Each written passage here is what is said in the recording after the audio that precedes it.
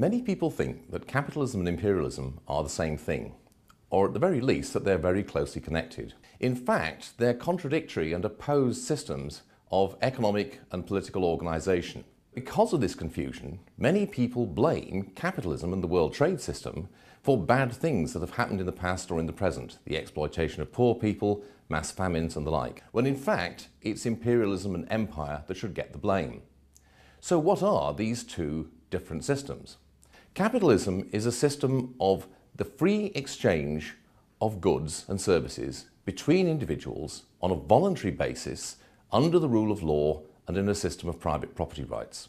In other words, it's a system of voluntary exchange in which all parties to the exchange are better off. Now, imperialism, by contrast, is a system of relations based upon power. Essentially, it's a system in which certain groups of privileged people in one part of the world are able to extract unearned income from people in other parts of the world through the use of exploitative power relations, usually with the help of local collaborators. The key to this is the use of political power, ultimately military power, to establish economic relations which are involuntary and exploitative. Empires have existed throughout the whole of human history. In fact, there are so many examples of empires that it's hard to know where to start.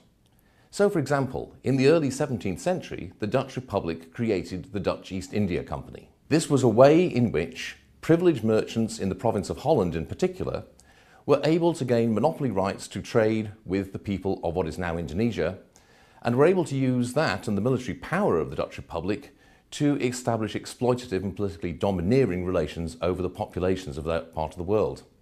Later on, the English got in on the act and created their own East India Company, which for over 150 years ruthlessly exploited many of the people of the Indian subcontinent, most notably in Bengal, but elsewhere as well. Once again, you had a politically privileged group of people, backed by the military power of the state, establishing trade relations with people in another part of the world that were not voluntary and which were highly exploitative. More recently, in the Caribbean, the United Fruit Company, backed by the US federal government, was able to establish similarly exploitative relations with people in parts of Central America, such as Honduras and Guatemala. The important thing to realize is that while these were profit-making enterprises, they were not true commercial capitalist businesses in the real sense of the term. The profits that they gained were due not to free competition or voluntary cooperation with willing buyers and sellers, but the use of political power.